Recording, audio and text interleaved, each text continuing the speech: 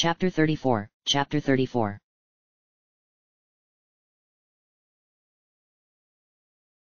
Chapter 34, Between the Fangs. Muscles tight, forehead wet with sweat, Ash bolted up from his bedroll with a gasp, clawing at the air as if to tear himself all the faster from the nightmare. Stopping silent and glancing about, he saw Agatha asleep by the cold ashes of their party's little fire. He put a hand up to his brow and closed his eyes again. An instant later he shook himself as images of the dream returned, eyes snapping open though he hid them behind his palms. Sitting up and reaching out, May put a hand on Ash's shoulder. "Can't sleep?" Her soft voice barely reached over the constant drone of the wind through the crags. Ash shook his head. "That obvious?" he asked, taking a deep breath. "Just a dream." "Want to talk about it?" May asked. Glancing over at her, Ash had to double-check it was May and not Janine asking the question, the similarities between the two girls sticking in his tired mind. He reached out for Haunter and located the ghost dutifully patrolling the perimeter of the camp just beyond the light from the torch burning on the edge of Charizard's tail. Ash scooted back and rested his back against the sleeping dragon's ribs. "I keep seeing Misty," he muttered, staring down at the ground, not seeing the frown cross May's features as her heart twisted for him. "When I saw Kasumi in Saffron." He stopped, voice on the edge of steady. "It was all I could do? They look so much alike. I keep seeing everyone else too." His face fell. As Ash went quiet, May scooted closer and leaned against Charizard. Neither trainer seemed to notice when the infernal lizard opened one eye, glanced at them with disdain, then hissed out a low breath and went back to sleep. "What do you mean?" she asked. Scratching his face, Ash tried to shake the last bit of sleep from his eyes, but he didn't answer.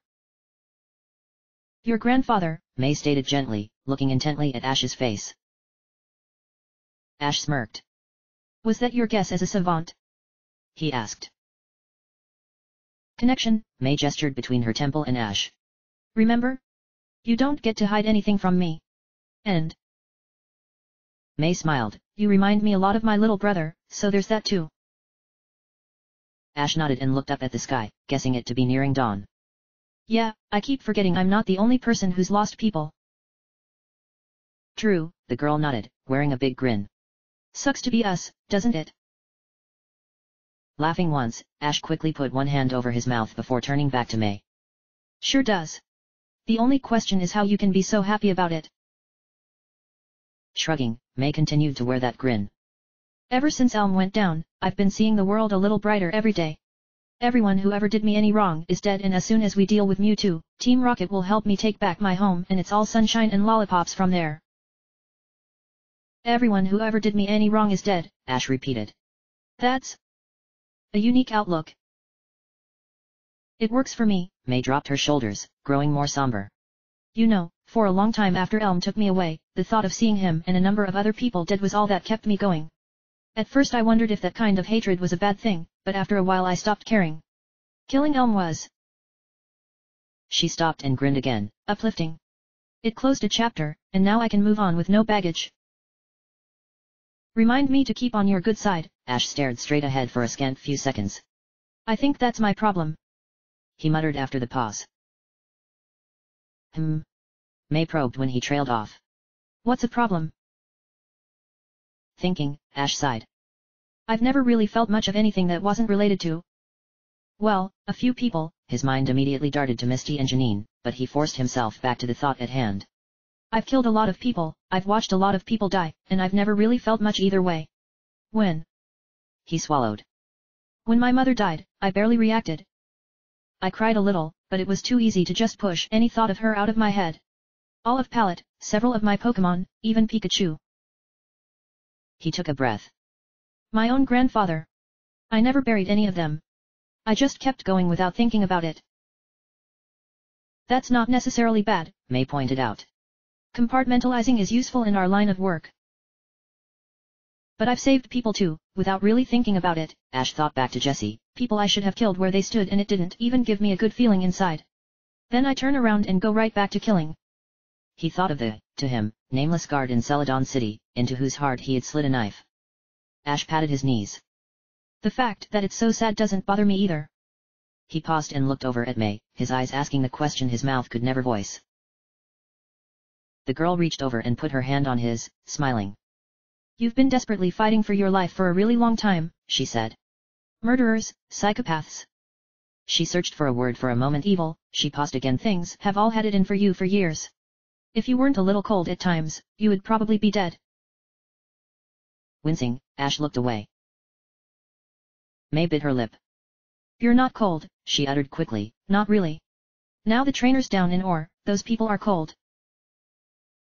Ash started to speak, planning on asking when she had been to ore, but Agatha's stirring stopped him. Both he and May looked over as the old woman yawned and stretched, sitting up and cracking her joints with a number of audible pops. The elderly trainer greeted them good morning and began packing up her portion of the camp. Looking over at Ash, May grinned. "Well," she muttered. "Big day today." Ash nodded. "Big day," he agreed. He wondered without speaking how Brock and the others were faring. The thought chilled him, so many people, so many soldiers and trainers from all walks of life gathering in the fortresses Team Rocket had built in Mount Moon and Sabrina Citadel in Saffron. So many people united against Mewtwo's power. It should have given him hope, Ash thought. Instead, it terrified him. Looking over at May, Ash read the uncertainty that appeared in her features. They looked at each other then, pausing in their quick packing up of their small camp. A wordless exchange passed between them and both understood the other's feelings perfectly. Something, they both silently agreed, was very wrong.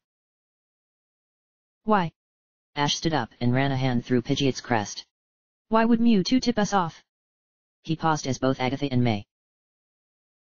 Agatha shrugged. "You said he's an incredibly powerful psychic," said the old woman. "Maybe his pride got the better of him." Ash shook his head. "He's too smart for that," he said. "How do you know, child?" Agatha asked calmly. "Power does little to sharpen one's judgment. The humblest of us succumb to the thirst for it and the smartest of us fall to its intoxicating lure." Still looking at the ground and though, Ash sighed. "Maybe," he said, returning Charizard to his Pokéball and slinging one leg over Pidgeot's back. "I still don't like it." Agatha smiled. "Peace, child," she said, snapping open a Pokéball of her own. As a Crobat materialized from the light, Agatha stepped up to the Pokémon and climbed up to the crook in its chitinous armor. "Why Mewtwo revealed his plan to us is far less important than that he did. Now we have a real chance of destroying him." Watching from beside her Swellow, May took a shallow breath. "Big day," she muttered. With that, the three trainers spurred their Pokémon and rocketed into the sky. As Kanto dropped away beneath them, Ash looked south and east, past the peaks of the Moon Mountains, past the endless fields and lakes. As he climbed higher and neared the ceiling of clouds, unwelcomely grey in the pre-dawn gloom, he saw the tremendous black haze rising from beyond the horizon. His armor, sealed as it was against any kind of heat or chill, did nothing to block out the cold that radiated from within him as the young savant thought that beneath that choking black haze, cerulean still burned. Passing through and emerging above the blanket of clouds, Ash and the two women leveled off, angled almost due west now. As the first hour rolled by, the sun broke above the clouds, making Ash and May's armor glitter like obsidian. No one spoke for fear of a break in radio silence robbing them of stealth, and as they three trainers' journey progressed into its 13th hour and the sun began to dip down in front of them, Agatha went to her belt and drew out a pair of Pokéballs. Snapping them open released not a bloom of light, but rather a duo of sickly green and purple shadows whose edges blurred out of existence like a warp in reality itself. Within the shadows Ash thought he saw 3 or 4 faint red orbs. One of the shadows wrapped itself around Agatha, making her silhouette shimmer and shift in and out of focus. The other miasma flew, unaffected by the wind and coalesced around May, cloaking her in a similar effect. The girl shivered and Ash sensed her fighting mentally against the ghost enveloping her, but after a moment's protest, she relented and allowed Agatha's guardian spirit to shield her. A bass laughter echoed in Ash's mind as Haunter emerged from his pack, not invisible but in the form of a deep purple mist, and wrapped around Ash's frame. The young trainer watched as ethereal chains bound themselves around him and he reflexively tested their substance. Finding they failed to restrict his flexibility, Ash relaxed in the saddle and let Haunter work. The ghost's chortling subsided. "Wouldn't want the psychic to see you," Haunter chuckled. "You can really keep me hidden?" Ash asked without engaging his radio. Haunter only laughed again. "Learning from the crone's spirits," he answered, the echoing voice deeper than Ash had ever heard it. "Discovered much. Many lessons. Stronger now than ever. Much credit to you." Ash raised an eyebrow. Thanks to me. He pressed. You and the other are different. Told you before. Easy to become stronger near you. More and more power. The more strength gained, the easier to gain more strength. What's the word? Haunter searched for the expression. Exponential. The ghost burst into a silent cackle. Years worth of experience in days. Wonderful. Ash nodded. Good, he said. Don't let it go to your head. No, said the ghost. No worries about that. A flash of light caught Ash's attention and he looked to see Agatha signaling him with a flashlight. The old woman motioned downward and began descending. As she and Krabat took the lead, Ash and May followed her down into the banks of haze. Almost as if a curtain was pulled away, Ash broke through the cover of clouds and saw the ground so far below. Immediately his breath caught. Before and beneath him stretched a range of mountains countless miles long and wider than any Ash had ever seen. Almost directly beneath him the young trainer saw a plateau, stretching off for miles before butting up against the side of an enormous mountain. Covering the plateau from one end to the other stalagmites hundreds of feet high, many wider than a city block at their base, stabbed into the sky. Their sides, smooth as polished glass and dotted with countless windows betrayed their artificial construction. Indigo, Ash muttered. Static buzzed in his ear and May's voice followed. I don't see anyone, said the girl as the three trainers descended slowly. No one answered as the maze of towers rose up to meet them. Flying amongst the spires, each a slightly different shade of the cream-colored stone comprising the mountains, the trainers dodged and weaved around the hundreds of sky bridges connecting the towers. Silent save for the whistling wind, Indigo Plateau stood utterly abandoned. As they neared the ground though, Ash saw more and more clearly the signs of conflict. The streets crisscrossing between the towers glittered in countless shades of red and brown and at first Ash thought some ruddy stone had been used to cobble the roads, but as he and the others landed, Ash saw the scars, pock marks and burns of battle dotting the surround. Indigo's streets bore countless signs of conflict and the streets and sidewalks bore a crust of dried blood. Sitting atop Pidgeot, Ash surveyed the scene, mouth agape. He could barely muster the mental energy to wonder how many people and Pokemon had died that such wide streets would be completely caked with dried blood. Still, save for the wind, he heard nothing. He watched as Agatha dismounted her Crobat, returned the Pokemon to its Pokeball, and reached down. She ran her fingertips over the crust of dried sludge. May dropped from Swellow and returned the Pokemon to its Pokeball as Ash did the same with Pidgeot. Both savants removed their helmets. May turned around where she stood and looked all about her. Where are the bodies? She asked, voice shaking. Ash sniffed the air. Where's the smell? He asked. And the flies? There should be flies and carrion birds all over this place. As Agatha stood up, she wiped her hand down her dress, leaving a smear of brown across the purple. Even weak psychics distort natural law with their mere presence. Here, I doubt many things will be as they should be. She nodded to the north. This way. The three companions trekked through the desolate city, the spires spiraling high overhead, pockmarked by countless empty windows.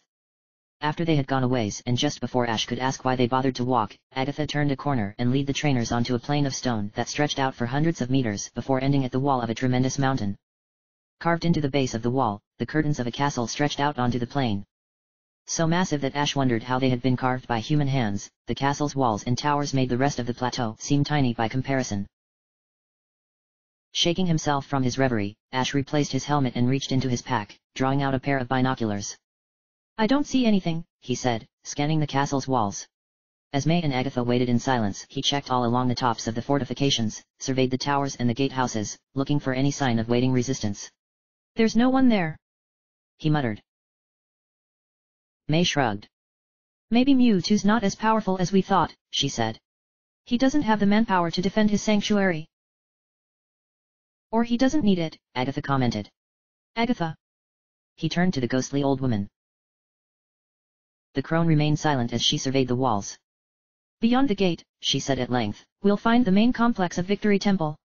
From there, it's due north along the main road to the entrance to the Four Citadel. Any resistance will likely come then, as the citadel was designed to withstand any siege from without. The vault lies beyond that, built to contain any threat from the deep ways in Malbolge. Who built all this? May asked. She looked behind her into the empty city and then forward, towards the complex. It must have taken ages.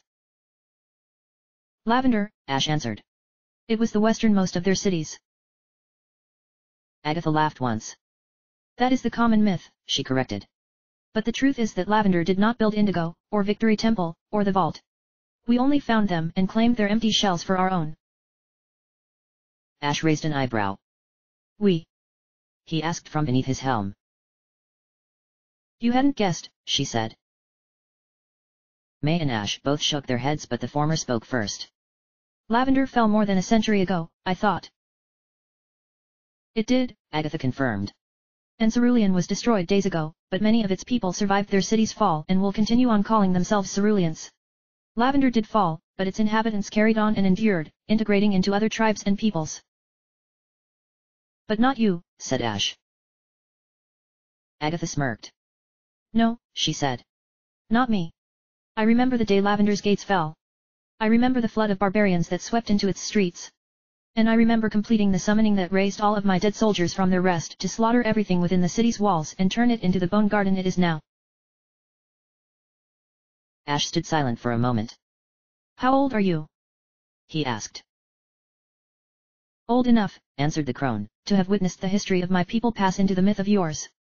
She turned her attention back to the walls of the distant castle. You know better than most, I imagine, that people who spend enough time around a certain kind of Pokemon begin to take on its features. Did you also know that the royalty of Lavender favored ghosts as their servants? Silent, powerful, and most of all, nearly immortal, the ghosts of Lavender were the edge we needed to control the continent. Immortal being the most important component, Ash noted. Indeed, said the old woman. Believe it or not, Agatha was not my first name, nor was it my second.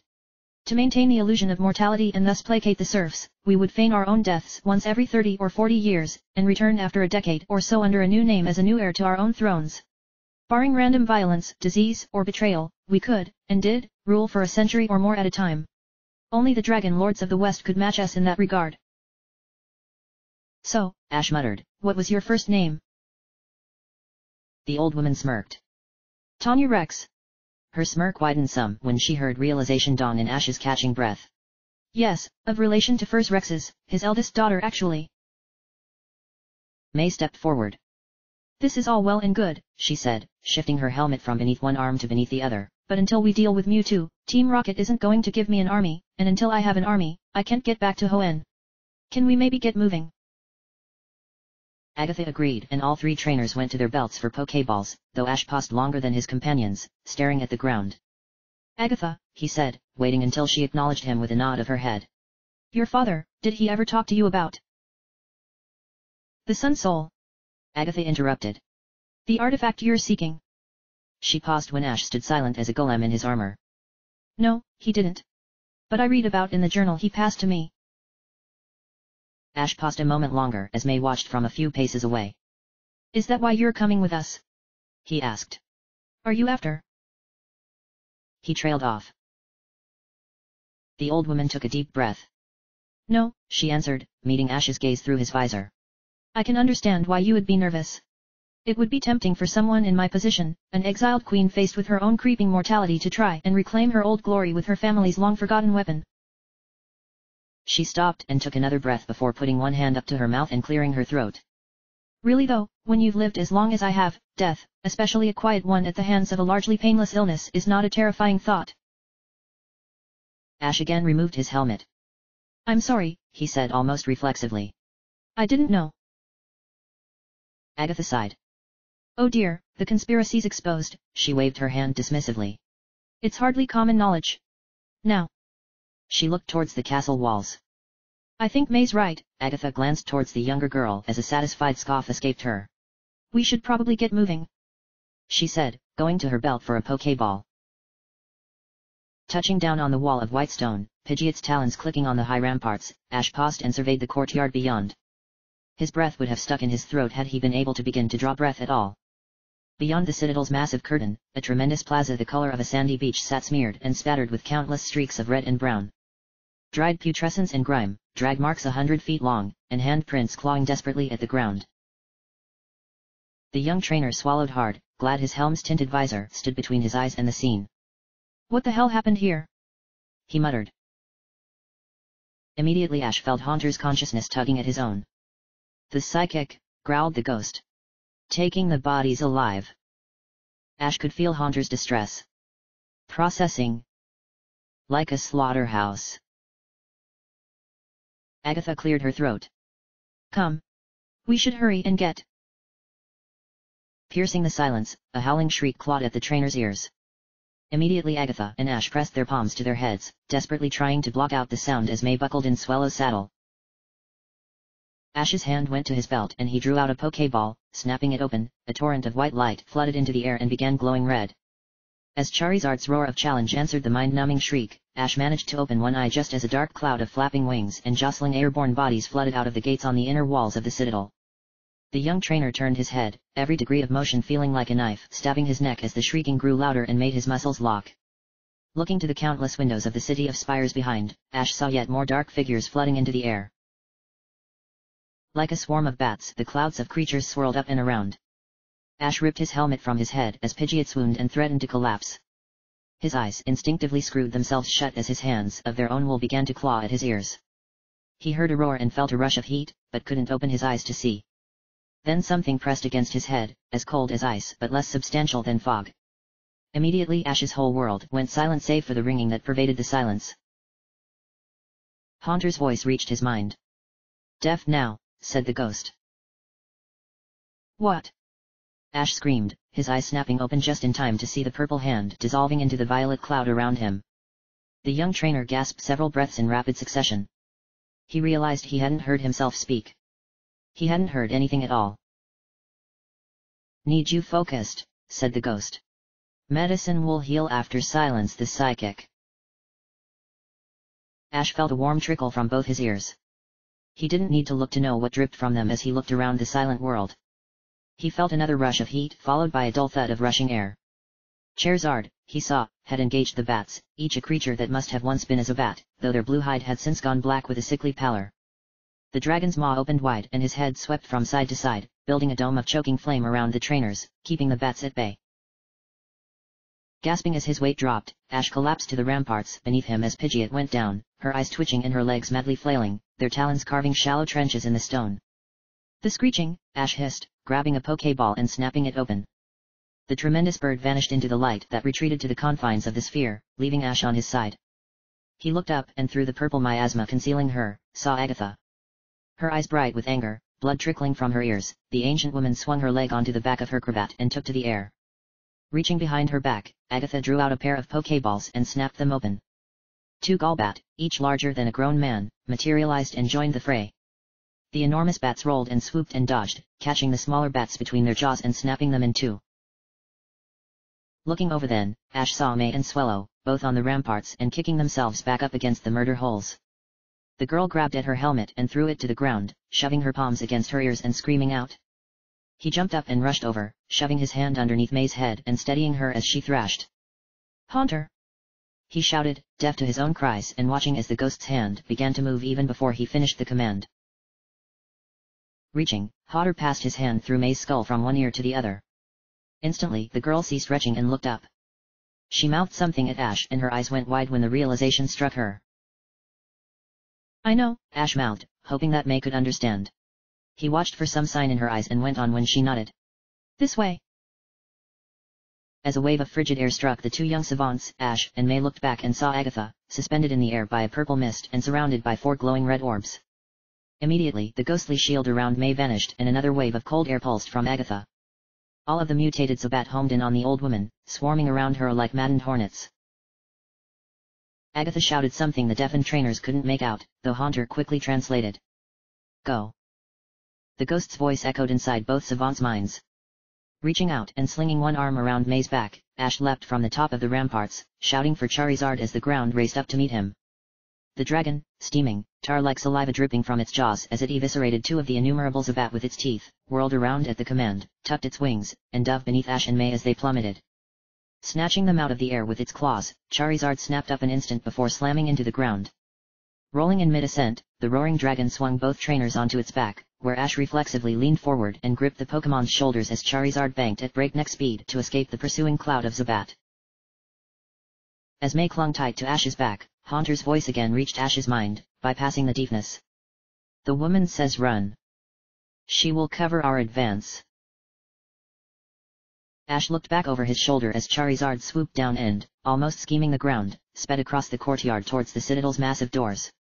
A cloud of the Zubat obscured all view of May's twitching swallow for only a second before dispersing, revealing only a set of bones, loosely held together by sinew. Even the skeleton vanished when another wave of the bats descended on it, picked the bones apart, and carried them into the sky. Agatha remained in midair, surrounded by a violet haze. Her two Gengar spun around her like a whirlpool, shredding any of the bats that dared enter the purple cloud and scattering their remains violently afield. Every passing second brought another wave of bats, and as Ash watched Agatha shrinking away, he saw more of the monsters than when Agatha had first begun to cut them down as more and more Zubat flocked to join the swarm from every single window in every single building throughout Indigo. And each wave came inches closer to Agatha before being cut away. Looking away as both of Agatha's remaining Golbat and her Arbok on the ground succumbed and disappeared into the clouds of slashing claws and beating wings, Ash focused all his attention forward as the doors to the Citadel slapped around him. Carried by Charizard's heaving wings, the two trainers bolted through a tremendously spacious chamber lined with pillars and decorated with marble and gold. Drawn by Haunter's proddings, Ash looked up to the ceiling, seemingly impossibly high overhead, and saw the whole room crawled with monsters. Zubat the color of bleached bones, Spinarak with carapaces that gleamed like rubies, and Beedrill sporting two wickedly armed limbs too many all descended from the darkness. His path lit only by the fire tipping Charizard's tail, Ash steeled himself against the coming impact as Mewtwo's army closed in around him. Both the young trainer and May screamed as the countless monsters battered and scraped at their armor. Ash forced his eyes to remain open, drawing out his heavy knife and hacking away the Zubat that slapped up against his visor. Charizard growled in protest as one of the myriad Beedrill landed on the back of his neck and began slashing. The dragon's hide resisted any real damage, but the fury with which the Pokémon attacked opened dozens of shallow lesions. Ash leaned forward and heaved with effort to pull the creature away from Charizard as the dragon banked around a corner. Now with one hand occupied, desperately trying to hold aloft the Beedrill as it madly swiped at his face and stabbed its arms against his helmet, Ash hacked forward, driving the knife into the Pokémon's carapace and twisting the blade. Loosing a shout, Ash drove the knife through the Beedrill. It went limp as he tossed it aside, though by now half a dozen more Pokémon, Beedrill and Spinarak mostly, fell on him like an avalanche. Charizard buckled beneath the weight and crashed into the ground, skidding and rolling over several times before slamming into the base of one of the enormous room's many pillars. His world spinning from the impact and his whole body aching from being crushed so many times between his mount and the floor, Ash lay stunned for a second. He could see Charizard trying to get back up, but the innumerable Beedrill pinned him to the ground.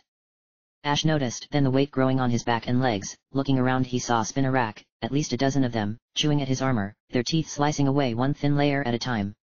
Rolling to his side, Ash kicked and one of the spiders fell away, its legs turning upwards as its carapace gave with a loud crack.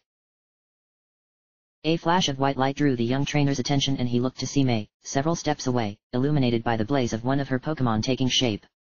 The girl's Blaziken took shape and, on an order Ash couldn't hear May scream, leapt between the downed trainer and the rest of the closing monstrosities. With one swing of its leg, Blaziken cleared the remaining spiders from Ash, their bodies exploding into dust and scraps of shell from the fiery impact, and an instant later May was at his side, one hand under Ash's arm. She lifted him up, shouting and pointing. As he returned Charizard to his Pokéball, Ash followed May's motion. 100 yards away he saw, resting in the distant wall of the cavern, lit dimly by a single flickering emergency light, another passageway.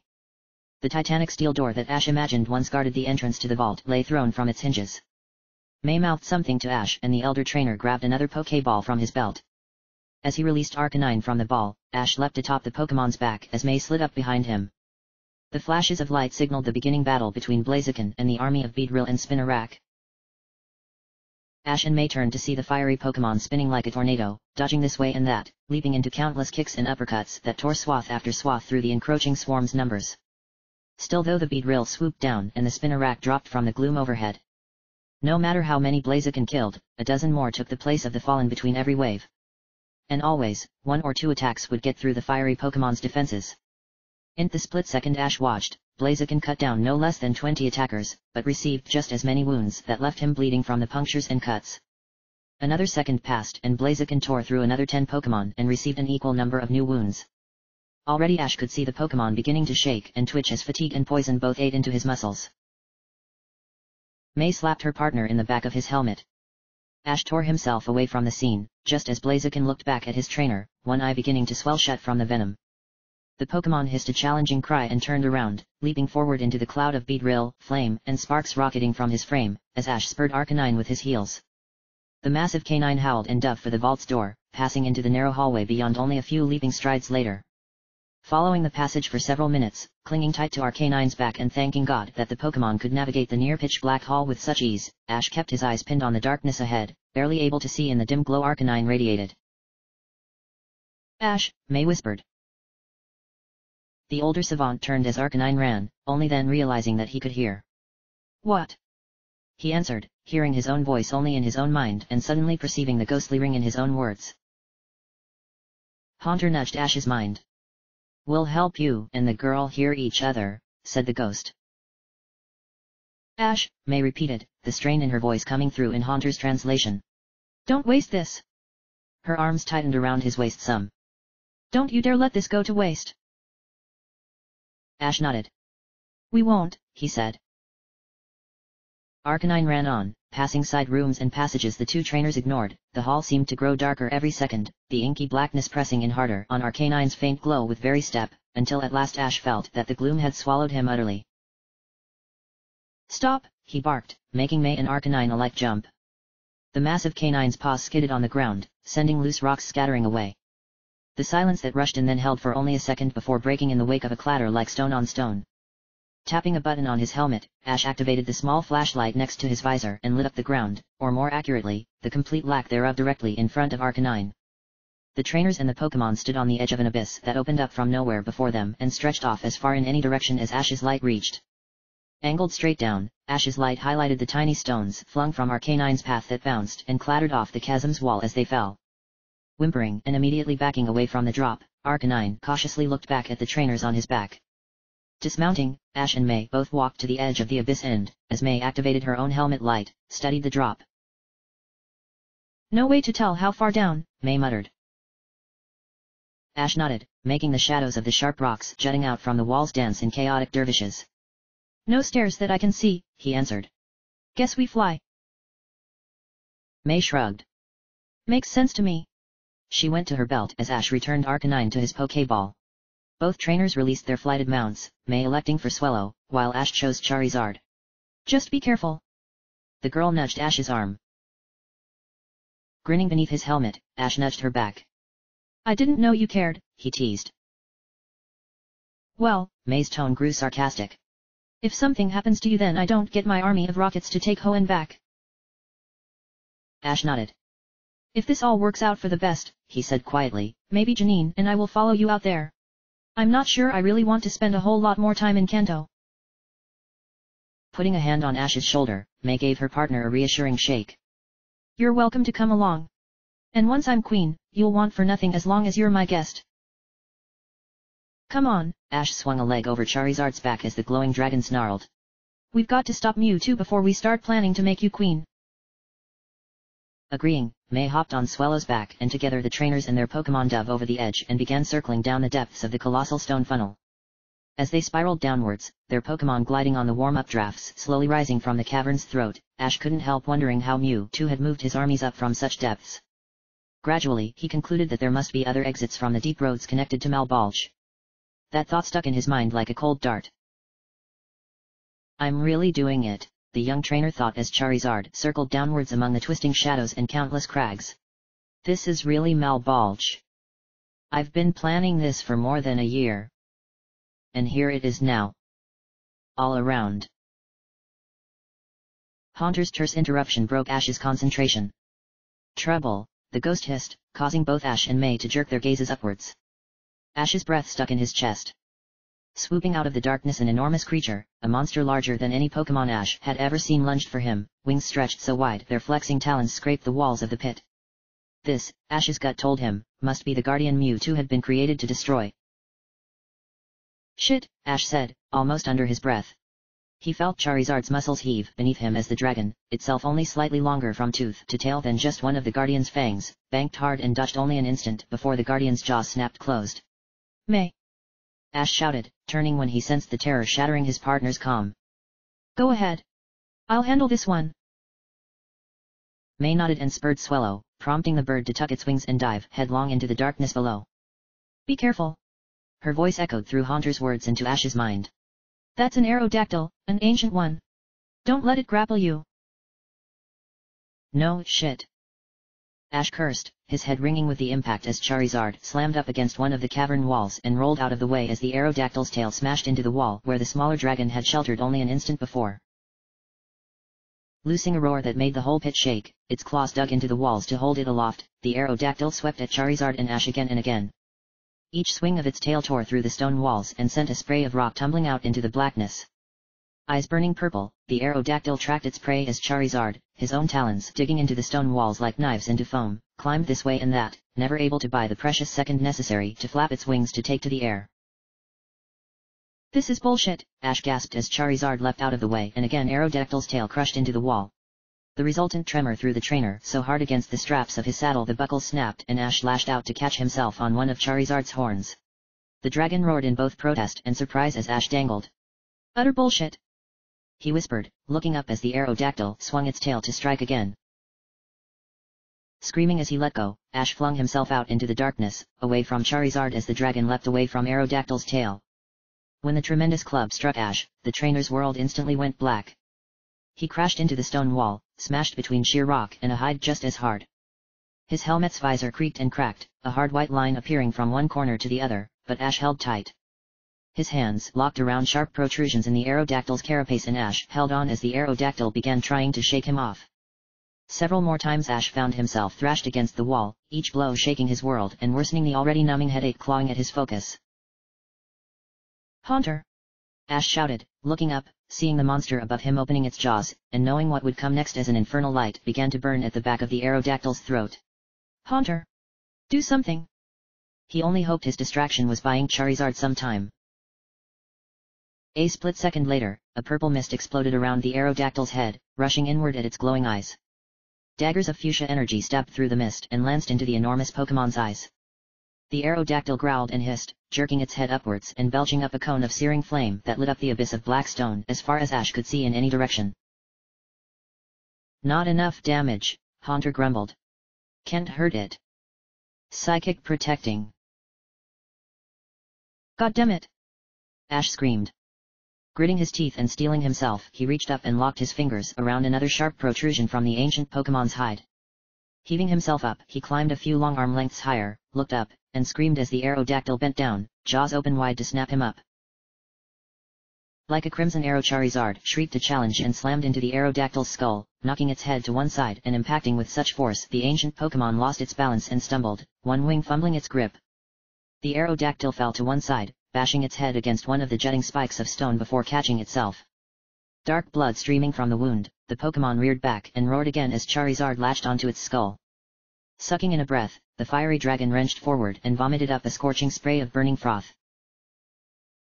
That's my number one, Ash growled beneath his helmet, resuming his climb up the Aerodactyl's tail and reaching its back as Charizard continued to blast the guardian Pokemon with fire.